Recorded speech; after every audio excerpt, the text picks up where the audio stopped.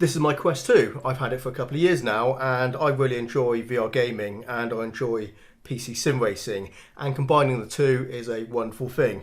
And the Quest 2, I would say, is a very decent headset for PCVR gaming and very suitable for PC sim racing as well.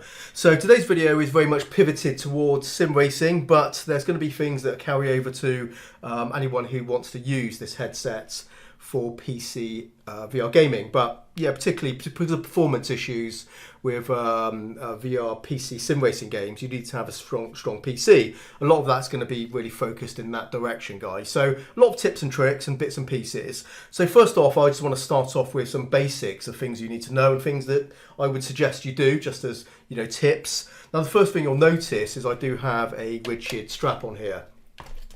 Now, the stock strap that comes with it gets the job done, but it is kind of junk, to be fair. And the first thing you want to do, really, guys, is dump this thing like that and get yourself a replacement head strap, because it'll be much more comfortable. You will really appreciate it, especially when you are playing VR games. You're sitting in that sim rig for hours on end. You want something that's comfortable and it's going to be well balanced.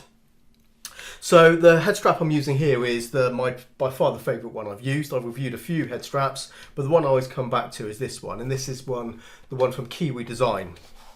And it is an excellent head strap. It's rigid, it's very comfortable, it's got padding, and it just basically fits my head perfectly. A head strap which I think will work for everyone. So I can highly recommend that one. Now, you also notice I do have a battery on the back, so that's just for extending my battery life on the headset when I'm playing standalone Quest games. So you can ignore that, really. But one thing it does offer by having a battery on the back, you can see the balance of it is improved. And again, for comfort for VR gaming, so important.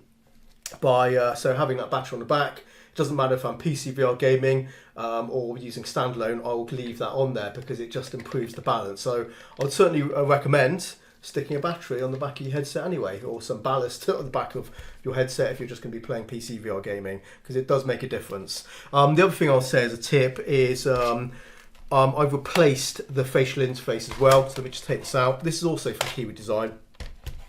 This is their fitness facial interface, and the difference compared to the stock one, which has foam on there. I know if you buy a Quest 2 now, they give you that silicone cover, but it doesn't breathe, it's uncomfortable, it gets sweaty and clammy. This is a fabric rather than foam. It's much more comfortable against my skin, and I just simply don't like using the foam. So this is much nicer. Also has some vent holes as well, and that helps it breathe, so you get less or no misting on the lenses. So I would certainly recommend two things when you get your Quest 2, regardless if you're going to be doing it for sim racing or just, you know, Quest 2 gaming or PC VR gaming, is change the strap and change the facial interface. So I'll put links to in the description, actually, because I have covered these in reviews, both of these devices, these accessories, that is. To tether your PC to your Quest 2 headset, you'll need to run a cable to it. And there's a few things you need to understand here. So let me go over that. So don't skip this, because it is actually quite important. So the first thing to know, guys, is it needs to be a USB 3.0 cable and also a USB 3 port on your PC, bare minimum. Otherwise, you won't have enough bandwidth. So you can't run it over USB 2, although it will connect and it will work. It will degrade the image that's being piped through to the headset due to the low bandwidth. So USB 3.0 minimum, okay? Next thing to do is you need to select a cable. Now, if you go to Amazon, which is likely where you're going to be buying your cable from, there's a lot of choices, but there's a few things you do need to understand first, because it's not as straightforward as you might imagine. So there's a lot of cables which are listed as USB 3.0 to USB-C, like this, so that plugs into the headset, of course. So if I take this off, we can see that. So we don't need this for the moment, since we're going to be plugging it into my PC. But you can see USB-C, USB-C of course, and then on the other end, USB 3.0 Type A, which is your standard sort of cable on here, going into a USB 3 slot on my PC. Now that will work and it'll be fine, to a point. Now, one thing, there is a, well, I wouldn't say problem, but there is a con here. So when you're using your PC VR headset, obviously it's going to drain the battery. So that's what's going to happen on the Quest 2. And there is a charge that comes through the USB 3.0, and it will help put a little bit of charge into the battery there, but it's not enough to sustain it. So over time, if I run this cable and play PCVR gaming, that headset battery will run dry and it will turn itself off. Now, you're going to roughly get an extra hour of gameplay, and what I mean by that is if I have a fully charged battery in my Quest 2 here and I start some PCVR gaming, you maybe get about 2 hours with the battery alone. But with this, you might extend it by an extra hour. So you get like 3 hours of gameplay before that battery will run dry. So do understand it's not going to maintain the battery over USB 3 because the actual voltage, the watts output of the USB 3.0 standard is not enough to sustain it. It's going to be around, I guess about 3 or 4 watts you're going to get out of this, which isn't enough. And you need more, closer to about 8-9 watts. So it's not going to be enough. So what you can do, which is the next option, if you can possibly do it, is USB-C to USB-C. So of course USB-C into the headset as before, but USB-C from the PC. Now that's assuming you have a one of these on your PC motherboard so you can plug this into. If that's the case, then you should be okay. However, some USB-C sockets on PCs won't necessarily be have the wattage output, so you might need to find out for yourself if it does have that. You might need to check with the with the motherboard manufacturer's instructions to see what the capability of that USB-C output is. But of course, it's going to have the bandwidth and it's going to be absolutely fine. But and if you don't have one of these on your PC, what you can do, which is another viable option, is get an add-in card. So a PCIe, USB-C, basically your add-in card, and that will then give you the capability to run one of these cables to the headset. So that's the other thing. So option 3, which is possibly the most viable one for most people, and this is quite a clever one. This is a cable which has a little box on here. So as you can see, it is just USB 3 on here. So it's going to have the same disadvantage as the white cable, the first one I have, where it's not going to be enough charge coming from the actual from my PC. But it does have this little breakout box on here. And on here is a USB-C socket. Now what you do here, take your Quest 2 charging adapter and basically plug it into that little breakout box there into your wall outlet, and this will now provide enough charge to keep your Quest 2 topped up. And there you go, those are your cable options for running your Quest 2 to your PC.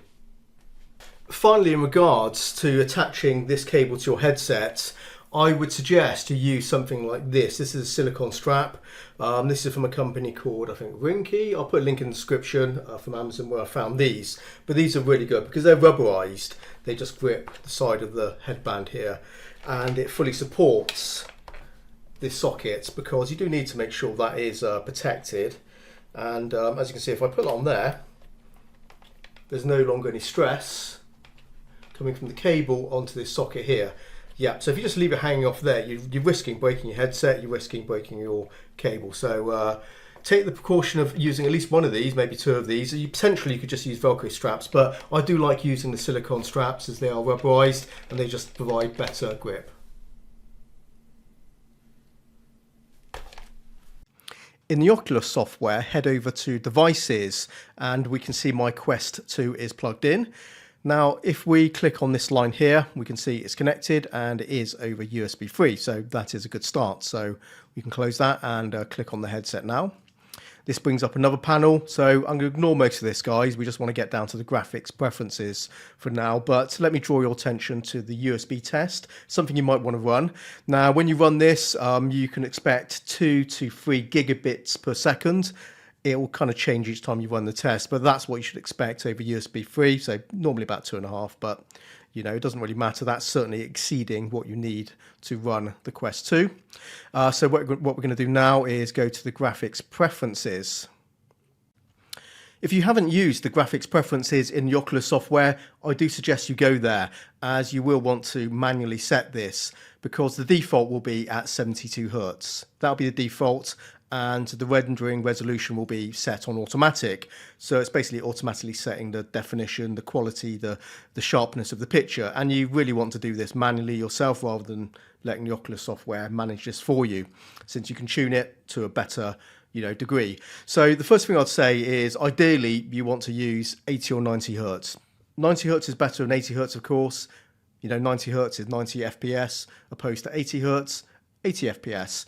So if you can get away with 90, great, but it really does depend on your PC. Now, I'd certainly avoid 120 hertz. There's no point. Your PC is going to have to work really hard to maintain that frame rate, and it's unlikely you're going to reach that unless you massively reduce the graphic settings in the game, and the game's going to look terrible. So you're going to aim for 90 or 80, really, and see how that works for you. As for the rendering resolution, well, again, this is something you're going to have to determine for yourself by testing this. Now, as a point of reference, what I've set it here, 4480 times 2256, this is a good sweet spot. I found this was, a nice resolution, the picture was sharp, and my PC can handle this. Now, whether you can handle this with your PC is you're going to have to find out for yourself. Now, anything above this, if you start moving it up, it is relatively diminishing returns, and you're asking your PC to work harder. So I'd say as a baseline starting point, try this. If you need to work it down, fair enough. Just go down one notch and see how that works for you. This isn't too bad. I thought this was okay. This was fair. But as we start moving the rendering resolution down further, the image does start to degrade and it's less sharp and a little bit more fuzzy. So you get used to it if you have to, but be aware that, the lower rendering resolution is going to affect the quality of the picture you're going to see through your headset. Now we're going to head over to the Oculus debug tool. I want to show you something useful here. So you'll find that basically where you've installed the Oculus software. So typically your boot drive, your C drive. So programs, Oculus support, and Oculus diagnostics. So you can find that there, very clear. And then go to the Oculus debug tool here. So there's a lot of stuff here and you can ignore most of it. I wouldn't mess around with too many things here, and you may find actually some videos out there that will say try this, change this, do that and do the other. The only problem is when you do change some of these settings, you can maybe improve the picture quality, but you may add some latency to the actual delivery of the frames to your headset. And because we are trying to get this good balance, again, sim racing, you're trying to get this sweet spot. So I would not mess around with too many things here, but I do want to show you something you will want to change, and that is the encode bitrate. So basically that's the delivery of megabits per second of the data being sent to your headset, the quality of the picture. So that's the compression, that's what the picture bitrate is being sent to your basically headset. So zero, it's not zero in fact, the default being zero on here is basically 150 megabits per second. So that's the data being sent to your headset, and that is going to change the quality of the actual picture being sent to your headset. So 150 megabits per second. Now it's not perfect, but it's okay. Now if you increase it, you can basically improve the picture being sent to your headset because it's basically sending more data. Okay, so per second effectively. Now you can set this up to 500 megabits per second, and to do that you just type in 500, but that's kind of too much, and I did some testing here. There is a limit of diminishing returns. There's also an element of when you set it too high, you're adding latency, and we don't like that with sim racing. It may be okay with some other VR games, but sim racing, we want to try and keep this balance. Now I discovered that if you set it at 250, that does improve the picture quality, and it also doesn't introduce any latency, at least any latency I found. So I'm just going to enter 250, and I suggest you do the same there. The other thing I want to show you is under HUDs. So if we just open that panel here, and we can see visible HUD here showing none. So if we go here and select performance, what will happen is a small panel will open up on your headset when you're in game, and you'll find that very useful for doing some troubleshooting. So we'll get into that later when we're on track, but remember this because you will find this very useful. Okay, I have SteamVR running and my Oculus Quest 2 is hooked up to my PC. I've activated the link connection on the headset, which is of course important before you launch SteamVR. Now we're going to go to the settings, and I need to show you something important as it can be a little bit confusing. And so if we go here, what you're going to see is we have under general, you can see the refresh rate, that's 90, that's fine, that's what we set in the Oculus software. So if you do need to reset it, you do need to close SteamVR, go to the Oculus graphics preferences, and then change the refresh rate there, and then relaunch SteamVR for it to be replicated here. Now, what may confuse you is when you look at the resolution here, it's different to what we set in the Oculus software. And the reason for this is SteamVR is showing you the resolution per eye and not the combined resolution for both eyes. So that's why this number is lower, effectively half the number that's set in the Oculus software. Now, what you want to do here is leave this alone. You want it set at 100. Do not mess around with this because you're effectively going to change the resolution again. You're going to basically supersample or undersample that resolution that you set in the Oculus software. So the safe thing to do is always leave that at 100. Now, if you do need to reset the resolution and change it either up or down, quit SteamVR, go back into the Oculus software graphics preferences, change it there, update it there, and then come back into Steam. So that's the way you want to do it. Don't mess around with it in SteamVR. For the Oculus Quest, you set it in the Oculus software. That's how you want to do it. When you launch the game, you'll get two VR modes, SteamVR and Oculus VR mode. Of course, always launch with the Oculus VR mode, as it has been optimized for your headset. If you like my content, consider becoming a member to help support the channel. Click on the join button to find out more.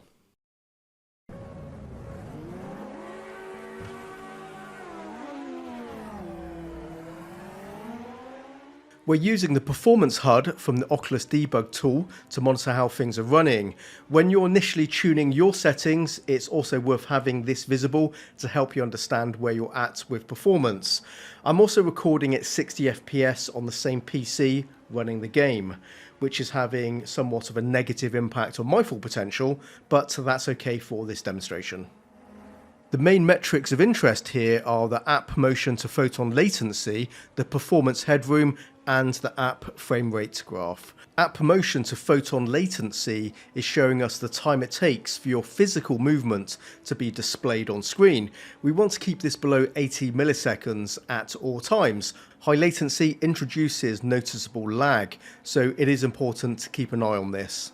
Performance headroom shows us the percentage of PC resources available that are not currently utilised by the game or the VR compositor. For a smooth stutter-free experience, this number needs to remain positive. And finally, the app frame rate is exactly what you expect it is. I'm running the headset at 90 Hz, effectively capping the frame rate at 90 frames per second. And ideally, that green line should stay straight without dipping. The odd drop is okay, but a large drop in frame rate will be obvious when the smoothness of the image is interrupted with stuttering. If you're struggling to maintain a smooth frame rate, you could try reducing the rendering resolution. This will have a significant impact to improve performance, but at the cost of reducing the image sharpness. Personally, I would try to avoid this if possible. The first thing to do is try adjusting the in-game graphic settings. Firstly, don't run anything at ultra, it's just not worth it. Experiment with medium and high settings and even some low settings with graphic elements that don't matter much. For instance, the grass detail is unimportant, so immediately set that to low. Also consider reducing or turning off the post-processing effects. You'll discover that each graphic setting makes a small impact in performance. So what you want to do is think about trading off the settings that matter to you and the ones that don't. And be prepared to spend a bit of time on this, as you will need to circle back to the graphic settings frequently, testing out different combinations to see what works best for you. Unfortunately, a significant resource hog are the other cars on track. If you're racing against AI, consider reducing the number of opponents. Some sim titles even have an option to cap the number of visible on-screen cars as a way to increase FPS. This is a setting that doesn't reduce the actual number of cars racing on the track, but reduces the number of cars visibly rendered in view on screen in front and behind your car. It will look strange at the beginning of a race if you're running a full field of 24 cars and you can only see 10 or a dozen or so cars, or fewer depending on your setting, but after a couple of laps when the vehicles have spread out, it's not that noticeable. So reducing the on-screen visible cars will help tremendously if you need to gain some vital FPS. And finally, don't forget you can free up some significant resources by running your headset at 80 or 72 Hz. I can observe that 90 Hz is smoother than 80 Hz, but at the same time it's not that bad in the least, and it still looks good, though if possible only drop down to 72Hz as a last resort. I find 72Hz is a bit jarring due to the fast motion in racing games, and quite noticeable when observing the scenery whizzing past. Side by side we can compare the performance metrics between 80 and 90Hz. Just that drop by 10 FPS is giving us a good gain in the performance headroom, and that means those freed up resources could be invested in higher graphic settings, or maybe at the very least could provide a consistent high frame rate without any stutter. In summary, image sharpness is important in VR, so only reduce the resolution multiplier, last if you have to. The first port of call is attack those in-game graphic settings first. That may be enough to get you set, and potentially with 80Hz instead of 90Hz, which I find to be a reasonable trade-off. So armed with that information, see how you get on with that. And that's all I want to cover in this video, basically the essential elements to help you get the most out of your Quest 2 for VR sim racing. Before I end this one, the game we're running here is Automobilista 2, and I can highly recommend this title. Not only is this an excellent sim title, also you won't find a more optimised VR racing game than this. And this is an area that certainly varies between the VR racing games currently available, so you do need to pick carefully. Plus an honourable mention to Assetto Corsa. That's a great title that looks amazing in VR, but be wary of applying custom shaders in VR, they can be hard on your system. If you have any tips, please feel free to share them in the comments, but for me today, I'm done for this one. Thanks for watching, and until next time, happy simming and bye bye.